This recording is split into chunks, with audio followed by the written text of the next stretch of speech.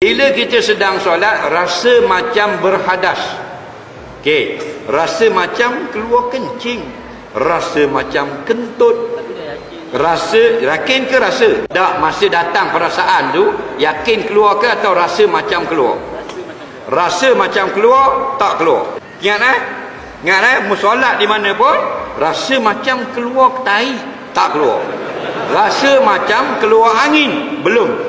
Rasa macam keluar kencing, jangan. Lepas tu Nabi pesan, jika rasa sesuatu pada perutmu, jangan kamu keluar dari semayang sampailah berbunyi atau berbau.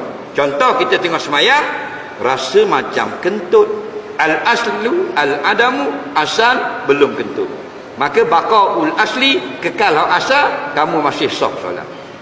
Sampai dengar bunyi baru keluar, dum, sahih, baru keluar. Okey, lain kali jangan layan. Sebab kita rasa saja syaitan dia ganggu kita. Sebab dia nak berjanji depan Allah, dia akan la'uwiyannahum ajma'in, aku bersumpah akan kacau keturunan manusia sampai kiamat semua sekali. Termasuk kata ulama dalam solat dengan waswas.